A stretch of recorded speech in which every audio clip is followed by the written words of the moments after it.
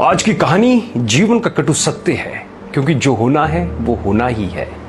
भगवान विष्णु गरुड़ पर बैठकर कैलाश पर्वत पर गए।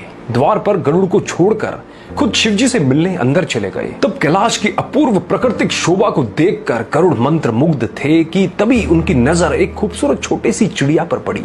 चिड़िया कुछ इतनी सुंदर थी कि गरुड़ के सारे विचार उसकी तरफ आकर्षित होने लगे। उसी समय कैलाश पर यमदेव पधारे और अंदर जाने से पहले उन्होंने उस छोटे से पक्षी को आश्चर्य की दृष्टि से देखा। गरुड़ समझ गए उस चिड़िया का अंत निकट है और यमदेव कैलाश से निकलते ही उसे अपने साथ यमलोक ले जाएंगे। गरुड़ को दया आ गई। इतनी छोटी और सुंदर सी चिड़िया को मरता हुआ नहीं देख सकते थे वो। उसे अपने पंजों में दबाया और कैलाश से हजारों कोस दूर एक जंगल में एक चट्टान के ऊपर छोड़ दिया और खुद वापस कैलाश पर आ गए। आखिर जब यम बाहर आए तो गरुड़ ने पूछ ही लिया कि उन्होंने उस चिड़िया को इतनी आश्चर्य भरी नजरों से क्यों देखा था। यमदेव बोले, गरुड़, जब मैंने उस चिड़िया को देखा तो मुझे ज्ञात हुआ कि वो चिड़िया कुछ ही पल बाद यहाँ से हजारों कोस दूर एक नाग द्वारा खा ली जाएगी। मैं सोच रहा था कि वो इतनी जल्दी इतनी दूर कैसे जाएगी, पर अब जब वो यहाँ नहीं है तो निश्चित ही वो मर चुकी है।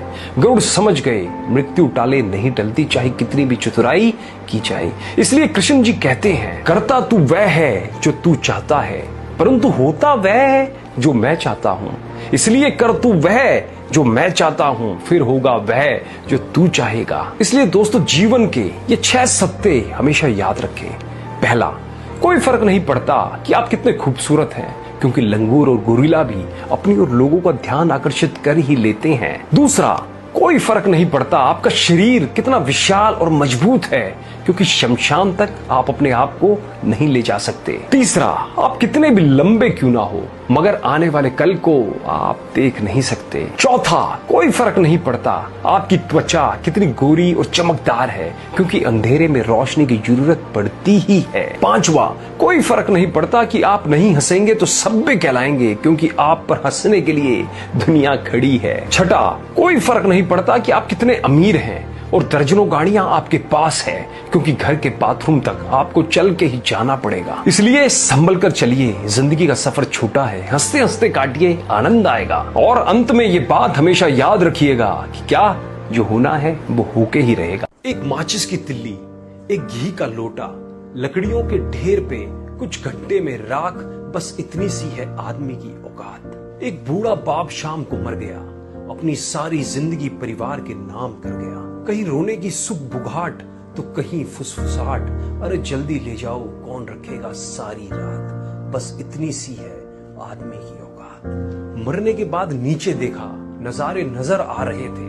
मेरी मौत पे कुछ लोग जबरदस्त तो कुछ जबरदस्ती रो रहे थे। नहीं रहा चला गया, 4 दिन करेंगे बात, बस इतनी सी है आदमी की औकात।